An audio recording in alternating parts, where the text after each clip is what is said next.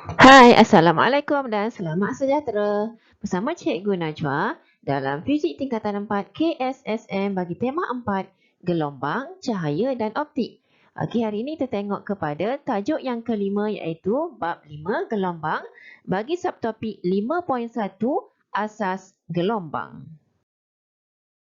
Standard pembelajaran untuk subtopik kali ini iaitu yang pertama, pelajar dapat memerihalkan gelombang.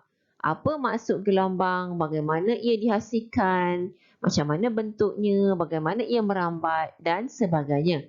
Yang kedua iaitu pelajar dapat menyatakan beberapa jenis gelombang. Daripada beberapa jenis gelombang tersebut, pelajar dapat membandingkan di antara dua jenis gelombang ni iaitu gelombang melintang dan juga gelombang membujur. Okey, standard yang keempat, pelajar dapat menerangkan ciri-ciri gelombang yang terdiri daripada beberapa istilah iaitu amplitude A, tempoh T, frekuensi F, panjang gelombang lambda dan laju gelombang V.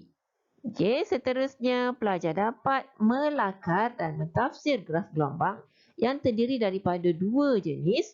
Okey, yang pertama graf sesaran melawan masa dan yang kedua sesaran melawan jarak. Okey, dan last sekali untuk subtopik kali ini, standard pembelajaran yang keenam. Okey, pelajar dapat menentukan panjang gelombang lambda, frekuensi F dan laju gelombang V dalam suatu situasi untuk penyelesaian masalah. Okey, gelombang. Apabila membaca perkataan gelombang, apakah contoh gelombang yang kita fikirkan? Bagaimana ya gelombang terhasil? Okey, kita tengok satu contoh gambar foto di bawah yang menunjukkan gelombang air. Bagaimana gelombang air terhasil? Okey, gelombang air ini terhasil daripada titisan air yang jatuh ke permukaan air. Kita lihat pula gambar foto yang kedua menunjukkan satu sistem spring yang digantung pada siling dan di bawahnya ada beban. Okey. Jadi, spring ni ditarik ke bawah dan dilepaskan. Spring ni akan bergerak ke atas. Seterusnya ke atas lagi, contohnya ke kedudukan C. Sampai ke atas dia akan turun semula ke bawah dan ke bawah. Okey, jadi spring ni akan bergerak ataupun akan berayun ke atas, ke bawah secara berulang-ulang kali. Kita tengok pula gambar foto yang ketiga. Okey, contohnya satu alat dimakmal. Bentuknya seolah-olah macam lastik burung tapi dimakmal dipanggil tala bunyi yang diperbuat daripada besi. Okay, tala bunyi ni apabila kita ketuk pada permukaan yang keras, dia akan menghasilkan getaran. Okay, dia akan bergerak ke kanan, bergerak ke kiri. Okay, maksudnya dia akan terbuka, tertutup macam tu. Menyebabkan berlaku perubahan gerakan molekul di sekitarnya. Okey, dia akan menghasilkan gelombang bunyi di persekitaran tala bunyi tersebut. Okey, jadi bagaimana sebenarnya gelombang ini terhasil? Gelombang dihasilkan apabila satu sistem berayun atau bergetar di dalam suatu medium. Okey, sistem berayun tadi contohnya sistem spring ataupun contoh sistem yang bergetar contohnya sistem tala bunyi. Jadi kedua-dua sistem ni, sistem spring dan tala bunyi dia akan menghasilkan gelombang. Okey, seterusnya.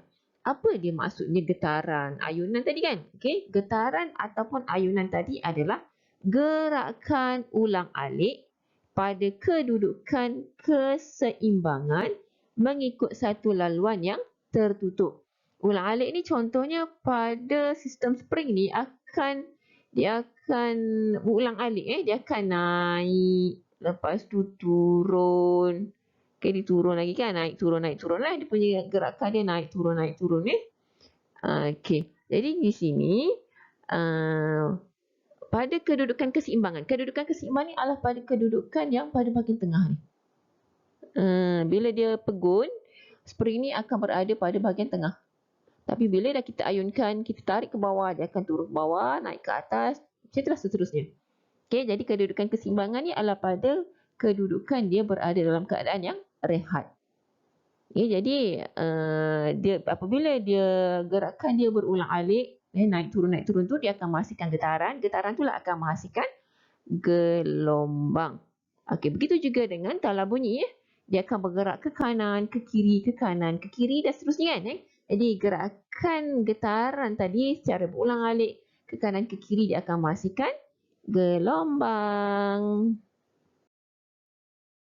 Seterusnya kita lihat satu alat di makmal yang dinamakan spring slinky. Apabila satu hujung ni kita pegang spring slinky tersebut dengan spring slinky yang telah kita ikat dengan ribbon pada spring tersebut.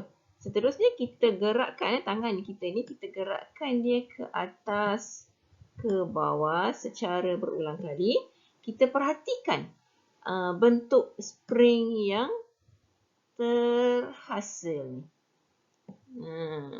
Jadi kita gerakkan spring ke atas ke bawah ataupun ke kiri ke kanan. Kita perhatikan gerakan ribbon yang kita ikat tadi. Dan kita perhatikan arah perambatan gelombang yang terhasil. Okey, jadi di sini apabila kita melakukan aktiviti menggerakkan hujung spring ni ke kanan ke kiri ataupun ke atas ke bawah, okey, gerakan gelombang dari hujung A yang kita pegang ke hujung B yang di sebelah sana telah memindahkan tenaga dari A ke B. Okay, bila kita gerakkan tangan kita di hujung A, okay, tenaga daripada tangan kita tadi tu, dia akan menggerakkan spring tu, okay, ke hujung B. Seterusnya, kita perhatikan ribbon. Ribbon cuma bergetar di sekitar kedudukan yang tetap. Dia tak akan bergerak. Ribbon ni tak akan bergerak ikut gelombang tu kan. Ribbon ni dia bergetar di kedudukan dia. Naik turun macam tu lah. Okay, dia tak bergerak dalam arah tenaga dipindahkan oleh gelombang. Jadi daripada aktiviti ini kita dapat simpulkan bahawa perambatan gelombang, maksudnya kalau dalam istilah objek pergerakan. Jadi bila gelombang dipanggil perambatan, perambatan gelombang dia hanya memindahkan tenaga dari satu tempat ke tempat lain. Contohnya di sini memindahkan tenaga daripada tempat A ke tempat B. Okey, dalam suatu medium tanpa memindahkan zarah. Okey, bagi kes ni tanpa memindahkan ribbon tersebut. Seterusnya jenis gelombang. Okey, jenis gelombang ni boleh juga dikelaskan dari aspek perambatan profil gelombang. Apa maksud profil gelombang? Okey, profil gelombang adalah rupa bentuk alat semasa gelombang merambat melaluinya. Untuk pengkelasan berkaitan dengan profil gelombang, kita boleh bahagikan kepada dua jenis iaitu gelombang progresif dan gelombang pegun. Okey, kita lihat yang pertama iaitu gelombang progresif. Contohnya, satu spring slinky digerakkan ke atas ke bawah ataupun ke kiri ke kanan pada hujung A. Okey. Gelombang tersebut akan merambat dari hujung A ke hujung B. Okey, ke arah perambatannya dari A ke B. Okey, profil gelombang tersebut bergerak dari kanan ke kiri. Kita tengok perhatikan pada 5 masa ni. T1, T2, T3, T4 dan T5. Jadi apa sebenarnya gelombang progresif ni? Gelombang progresif adalah merambat dengan masa sepanjang perambatan gelombang. Apa dia pula gelombang pegun? Gelombang pegun contohnya kita tengok pada satu alat iaitu gitar, yang mana apabila kita petik tali gitar, profil gelombangnya tidak merambat dengan masa. Okey, gelombang pegun ni dihasilkan apabila dua gelombang progresif yang serupa dan bergerak pada arah bertentangan. Contohnya pada T1 dia bergerak pada puncak yang paling tinggi kepada puncak yang paling rendah, dia bertentangan ya.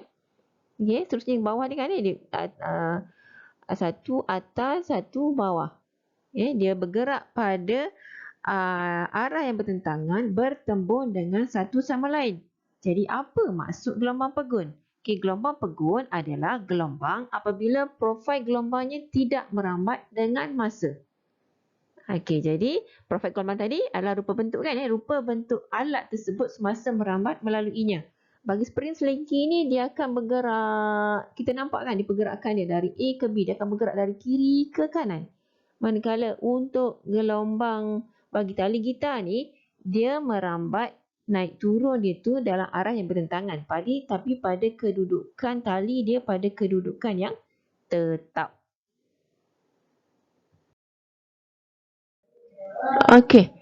Gelombang progresif dan gelombang pegun tadi kita dah bincangkan.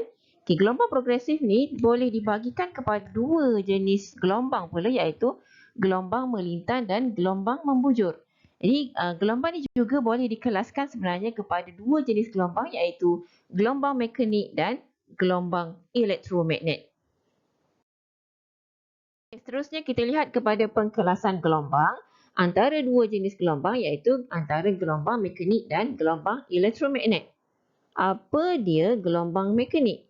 Gelombang mekanik ianya memerlukan medium untuk memindahkan tenaga dari satu titik ke titik yang lain. Maksudnya ia memerlukan medium pepejal, cecair ataupun gas untuk memindahkan tenaga gelombang tersebut. Manakala bagi gelombang elektromagnet, ianya tidak memerlukan medium untuk memindahkan tenaga. Maksudnya berada dalam vacuum pun dia boleh pindahkan tenaga. Seterusnya yang kedua, gelombang mekanik terdiri daripada getaran. Getaran zarah-zarah medium. Manakala bagi gelombang elektromagnet, dia terdiri daripada ayunan, iaitu ayunan medan elektrik dan ayunan medan magnet, kerana terdiri daripada kan elektrik, magnet ni medan magnet lah. Yang berserenjang antara satu sama lain. Jadi contohnya untuk gelombang mekanik, ia terdiri daripada gelombang air, gelombang bunyi dan juga gelombang seismik, iaitu gelombang di atas permukaan bumi. Manakala contoh untuk gelombang elektromagnet iaitu gelombang radio, gelombang cahaya dan sinar gamma. Dua jenis gelombang progresif yang kita bincangkan tadi terdiri daripada gelombang membujur dan gelombang melintang. Apa dia gelombang melintang? Apa dia gelombang membujur? Kita tengok dulu untuk gelombang melintang. Contoh bagi gelombang melintang adalah pergerakan bagi spring selingki yang digerakkan ke atas ke bawah secara berulang-ulang kali. Di sini spring selingki ni akan membentuk satu kawasan puncak, lembangan, puncak, lembangan secara berselang-seli. Jadi daripada spring selingki ni kita boleh tengok zarah-zarah pada spring selingki ni dia akan naik turun mengikut pergerakan spring selingki tersebut dengan arah perambatannya dari tangan kita ke depan, dari kiri ke kanan ya. Jadi kat sini untuk penerangan bagi gelombang melintang, apa yang perlu kita tahu adalah zarah mediumnya bergetar pada arah yang berserenjang dengan arah perambatan gelombang. Keywordsnya di sini adalah berserenjang antara zarah medium dengan arah perambatan gelombang.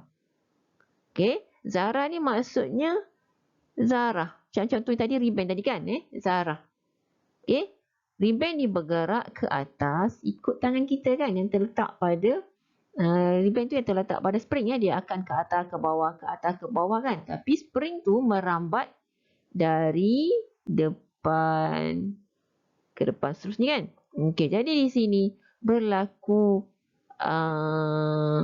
hubungan yang mana dia berserenjang antara zarah yang bergerak ke kiri ke kanan atau ke atas ke bawah dengan arah perambatan berlaku ke depan ni.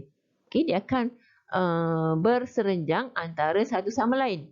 Jadi gelombang melintang ni terdiri daripada puncak dan juga lembangan yang berturutan. Maksudnya puncak, lembangan dan seterusnya. Jadi contoh untuk gelombang melintang adalah contohnya gelombang radio, gelombang cahaya dan juga gelombang air. Okey, kita akan nampak contoh gelombang air kan mudah kita nampak. Gelombang air kan dia nampak di puncak lembangan ni dia akan bergelombang macam tu. Contohnya riak-riak air di tasik. Seterusnya bagi gelombang membujur, spring selingki juga, kita gerakkan spring selingki ni ke depan, ke belakang. Tadi ke kiri kanan ataupun ke atas bawah kan? Okay, jadi untuk gelombang membujur kita gerakkan ke depan, ke belakang. Okay, jadi spring selingki ni akan menyebabkan ada kawasan yang dimampatkan dan ada juga kawasan yang diregangkan. Dimampatkan, diregangkan. Okay, kat sini tengok kawasan regangan, mampatan, regangan, mampatan dan seterusnya secara berselang-seli. Okay, mengikut arah perambatan gelombang ni. Jadi di sini kita perhatikan dia punya getaran zarah tu ke kiri ke kanan juga ikut tangan kita kan. Jadi dia akan membentuk, dia akan dia punya ke kiri ke kanan, arah perambatan pun dia ke kanan. Jadi di sini kita perhatikan dia bergerak secara selari. Jadi selari kan. Jadi kat sini zarah medium, zarah medium, contohnya ribbon yang kita ikat tadi, zarah medium bergetar pada arah yang selari dengan arah perambatan gelombang. Jadi di sini keywords dia untuk gelombang membujur adalah selari. Okey, selari. Jadi bagi gelombang membujur ni, dia terdiri daripada kawasan regangan yang mana spring tu berjauhan antara satu sama lain, manakala spring yang berdekatan dipanggil kawasan mampatan. Regangan dan mampatan yang berturutan. Maksudnya regangan, mampatan dan seterusnya. Dia berulang kali. Jadi di sini contoh untuk gelombang membujur adalah gelombang bunyi sahaja. Okey, ciri-ciri gelombang. Kita lihat ada 5 istilah, definisi istilah berkaitan dengan gelombang yang perlu kita ketahui. Okay, yang pertama iaitu amplitude A, yang kedua tempoh T, seterusnya frekuensi F, yang keempat panjang gelombang lambda dan yang kelima laju gelombang V. Kita lihat satu persatu, iaitu amplitude, simbolnya adalah A besar. Okay? Amplitude. Amplitude bermaksud sesaran maksimum suatu zarah dari kedudukan keseimbangan. Apa maksud kedudukan keseimbangan? Kedudukan keseimbangan ialah kedudukan yang asal suatu zarah sebelum sistem itu berayun. Okey, contohnya kita lihat satu sistem spring yang digantung dengan suatu beban. Pada keadaan dia pegun, kita panggil dia berada dalam kedudukan asal ataupun kedudukan keseimbangan. Okey, jadi apabila spring ni ditarik ke bawah, spring ni akan bergerak ke bawah. Bila kita lepaskan, dia akan bergerak ke atas. Lepas tu kembali semula ke bawah dan seterusnya dia akan berayun ke bawah, ke atas, ke bawah, ke atas secara berulang kali. Jadi di sini amplitude dikira dari kedudukan keseimbangan kepada sesaran maksimum pada bahagian bawah ataupun sesaran maksimum pada bahagian atas. Jadi maksudnya di sini A adalah daripada kedudukan keseimbangan ni kepada sesaran maksimum. Okey, jadi panjang di sini, sesaran di sini kita panggil adalah amplitude. Okay, amplitude daripada kedudukan keseimbangan kepada kedudukan sesaran maksimum bahagian positif. Amplitude juga boleh dikira dari kedudukan keseimbangan ke sesaran maksimum yang bahagian negatif. Okey, nilai dia sama je. Okey, jadi yang maksudnya kat situ amplitude adalah sesaran maksimum. Kita ambil yang spring tu boleh pergi paling jauh pada bahagian bawah ataupun spring tu boleh pergi paling jauh pada bahagian atas dari kedudukan rehat, kedudukan keseimbangan tadi. Okey, seterusnya yang kedua iaitu tempoh. Tempoh adalah disimbolkan sebagai T besar, tempoh. Tempoh ditakrifkan sebagai masa yang diambil oleh suatu zarah untuk membuat satu ayunan lengkap atau untuk menghasilkan satu gelombang oleh suatu sumber gelombang. Jadi contohnya kalau di sini dalam sistem spring bergetar tadi, okey, spring bergetar ataupun boleh juga dengan sistem bandur ringkas yang berayun. Okey, kalau kita tengok yang untuk spring bergetar, dia punya tempoh dia kira daripada mana? Okey, contohnya daripada bahagian bawah ni, dia punya untuk satu ayunan lengkap kan, daripada bawah contohnya dia naik ke atas, lepas tu dia turun kembali ke bawah. Tu satu ayunan lengkap ataupun satu getaran lengkap.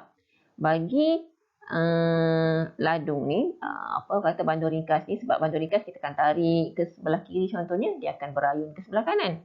Lepas tu kembali semula ke sebelah kiri kan, dia akan berayun pergi ulang ayunan ulang-alik. Jadi untuk ayunan lengkap bagi sistem ladung ni ataupun sistem bandur ringkas, contohnya kita ambil daripada sebelah kiri, dia berayun ke sebelah kanan, lepas tu dia kembali semula ke sebelah kiri. Yang tu kita panggil sistem ayunan lengkap. Jadi kembali semula ke tempat asal dia tadi. Untuk satu ayunan lengkap je. Untuk satu sekali dia pergi, lepas tu mari mula. Okey, itu satu ayunan lengkap. Okey, seterusnya yang ketiga iaitu frekuensi disimbolkan sebagai F kecil. Frekuensi ialah bilangan ayunan lengkap. Dia bilangan berapa kali ayunan lengkap dia yang dilakukan oleh satu zarah ataupun bilangan gelombang yang dihasilkan oleh suatu sumber gelombang dalam masa 1 saat sahaja. Jadi dalam masa 1 saat dia boleh ayunkan, dia boleh berayun 1, 2, 3, 4, 5 contohnya. Dalam masa 1 saat berapa bilangan ayunan lengkap dia? Itu contoh untuk sistem ayunan bandur ringkas. Kalau contohnya spring, dia turun, jadi naik kan? 1, 2, 3, 4 contohnya. Berapa kali dia punya ayunan lengkap dalam masa 1 saat.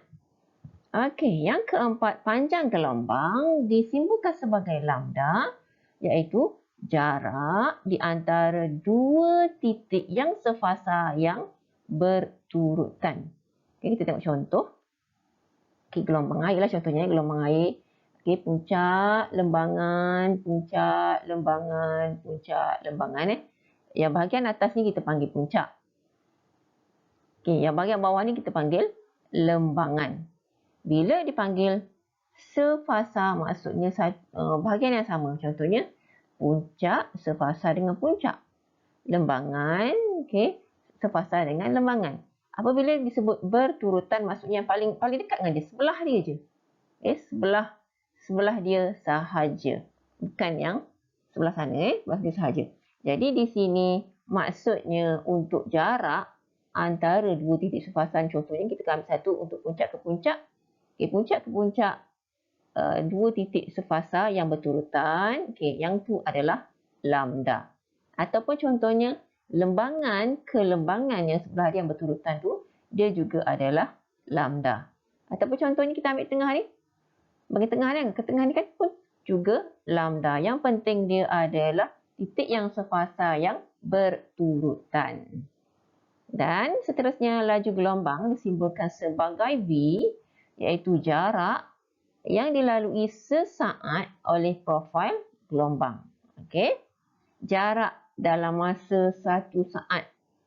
Berapa jauh dia boleh pergi untuk suatu gelombang tersebut. Okey.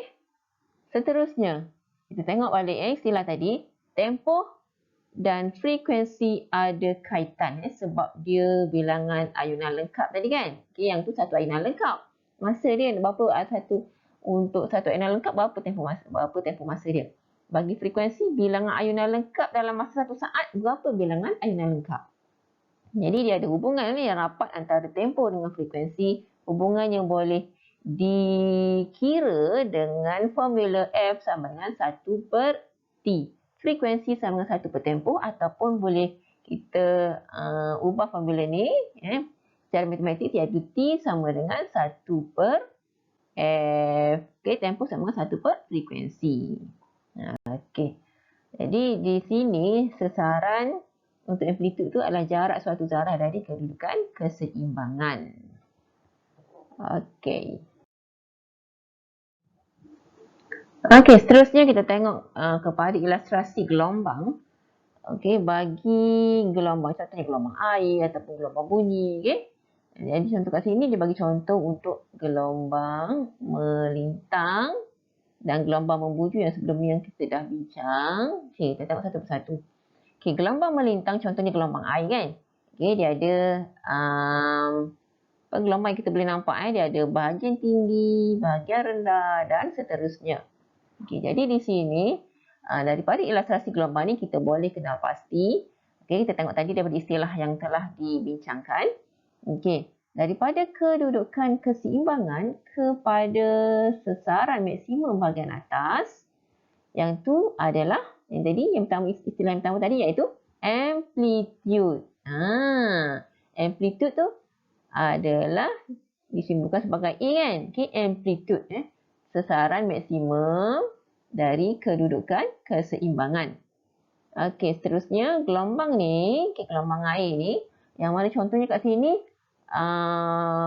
contohnya dia dah bagi petunjuk titik sefasa, contohnya yang kuning ni S1, S2, S3 dan S4. Okay, semuanya ni adalah puncak. Pada bahagian atas kita panggil puncak. Kalau bahagian tengah tu untuk titik keseimbangan Y1, Y2, Y3. Kalau bawah ada Z1, Z2, Z3, yang tu adalah lembangan pada titik yang sefasa kan. Jadi lambda boleh dikira dari puncak ke puncak yang sefasa ni yang berturutan. Okay, cikgu dah terang tadi. Okay, ataupun lembangan ke lembangan yang berturutan itu adalah lambda. Boleh ambil mana-mana nilai sama ada puncak ke puncak ataupun lembangan ke lembangan. Ataupun boleh juga kedudukan keseimbangan ini, lepas tu dia lengkap satu gelombang. Ini pun boleh lambda. Pun boleh kira panjang gelombang. Mana-mana yang titiknya adalah sefasa yang berturutan. Yang tu untuk gelombang melintang. Okey, seterusnya kita tengok kepada gelombang membujur. Bagaimana pula ya untuk lambda dia? Okey, lambda gelombang membujur dikira dari kawasan mampatan ke kawasan mampatan yang berturutan.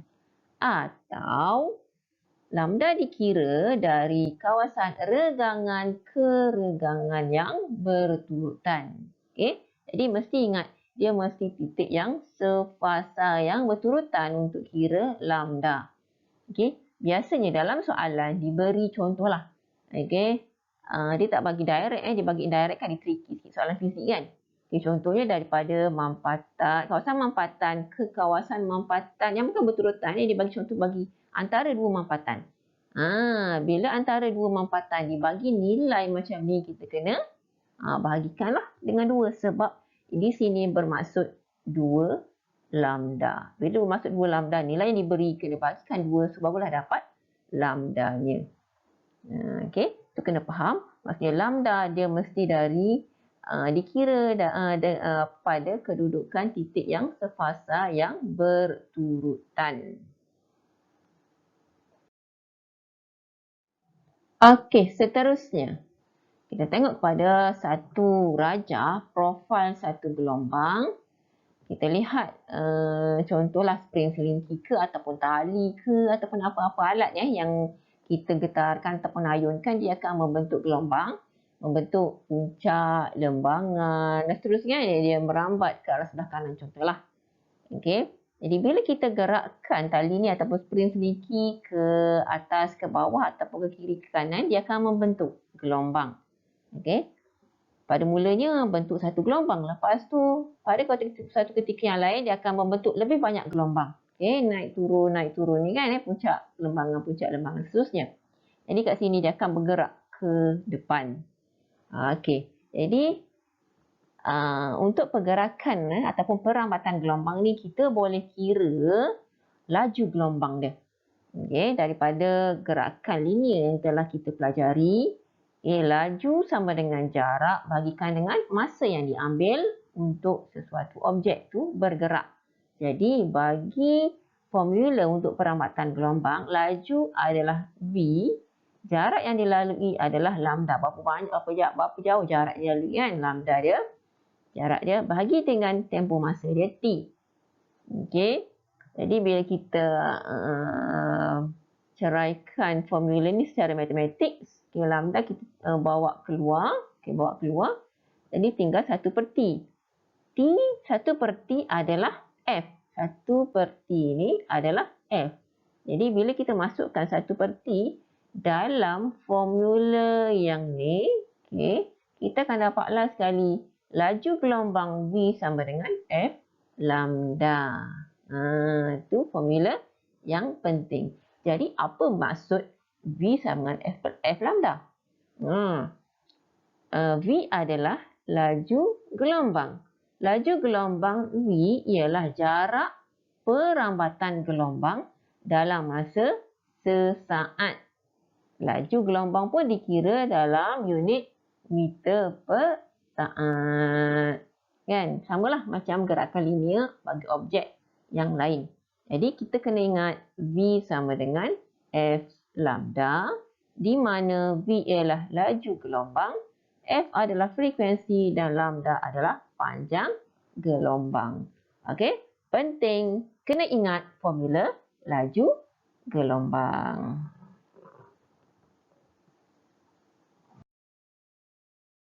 Seterusnya, gelombang ni kita boleh lakar dan tafsirkan graf gelombangnya. Jadi graf gelombang ni terbagi kepada dua, iaitu yang pertama graf sesaran melawan masa, yang kedua graf sesaran melawan jarak.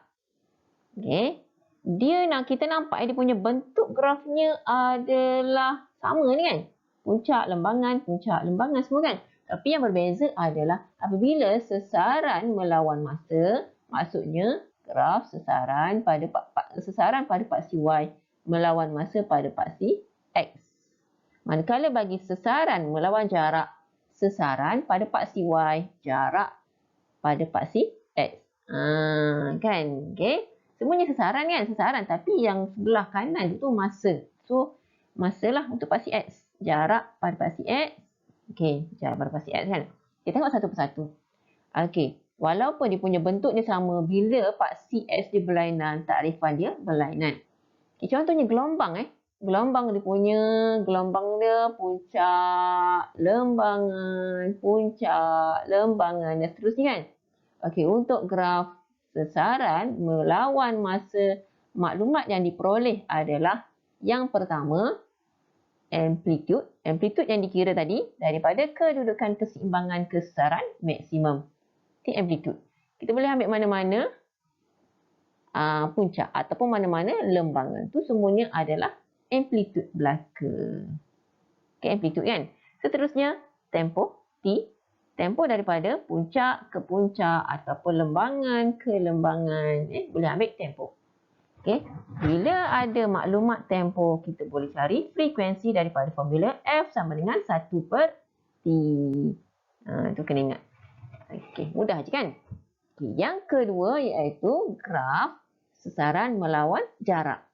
Sesaran melawan jarak. Bentuk sama tapi kita dapat maklumat yang berlainan. Untuk graf sesaran melawan jarak, kita dapat yang pertama maklumat amplitude A. Sama je, amplitude sama je walaupun dia graf sesaran jarak ke sesaran masa ke, amplitude sama. Diambil daripada sesaran maksimum ke kedudukan keseimbangan. Simple je amplitude kan. Amplitude. Yang kedua iaitu untuk graf sesaran melawan jarak, kita dapat lambda.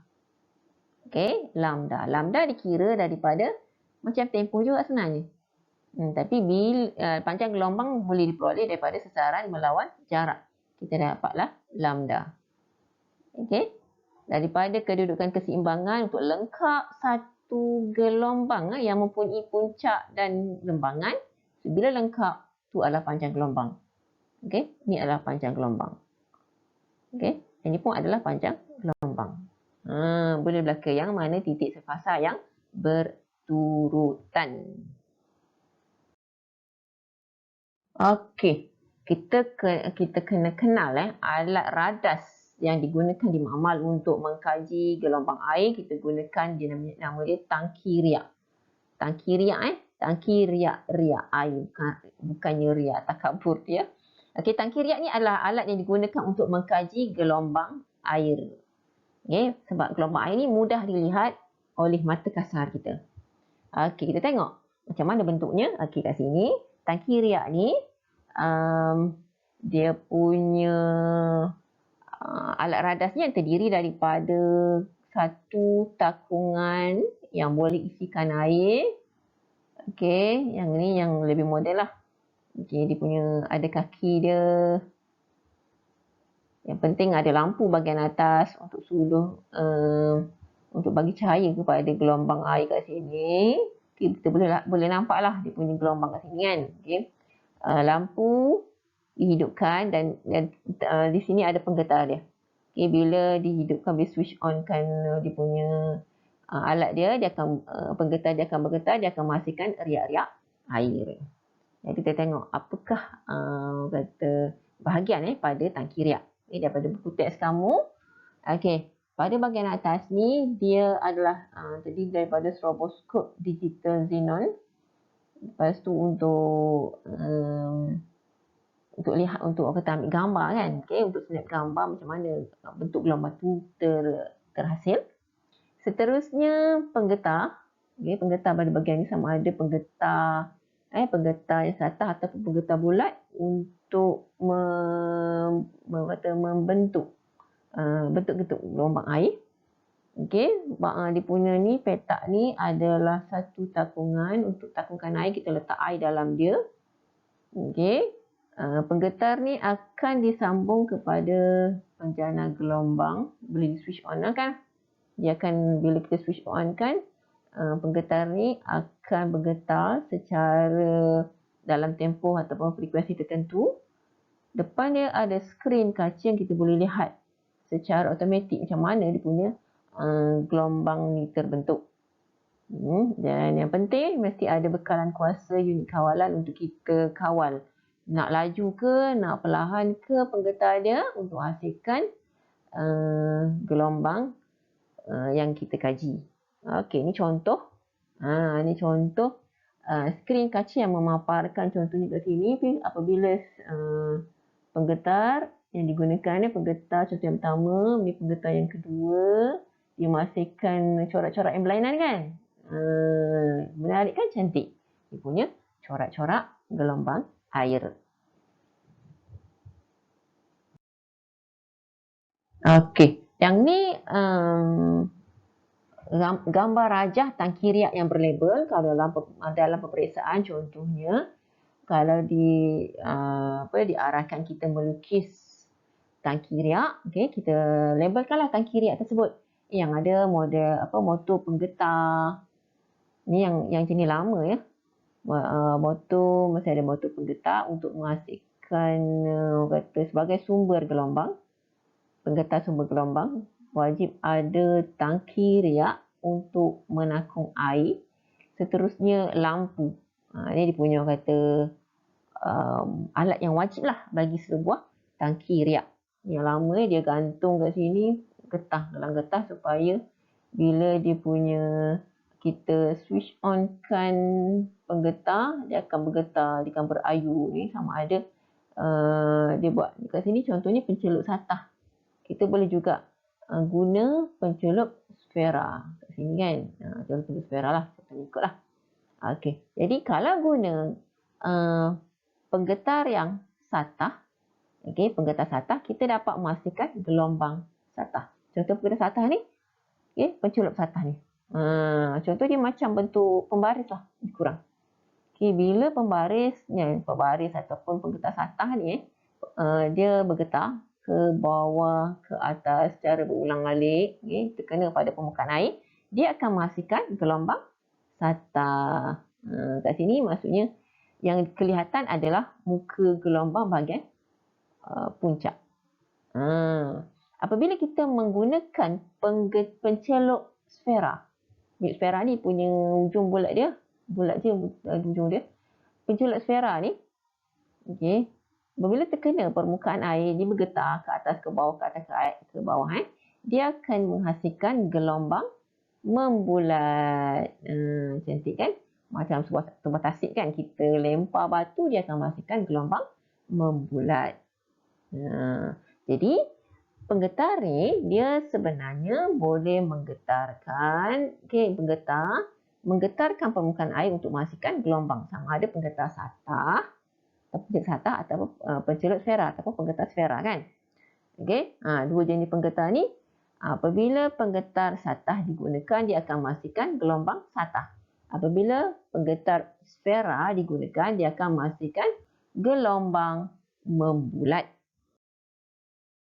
Okey, seterusnya bagaimana kita menentukan panjang gelombang, frekuensi dan laju gelombang bagi suatu soalan penyelesaian masalah. Kita tengok satu soalan. Okey, contohnya. Okey, rajah 5.12, kita ambil dalam satu buku rujukan, menunjukkan graf sesaran masa.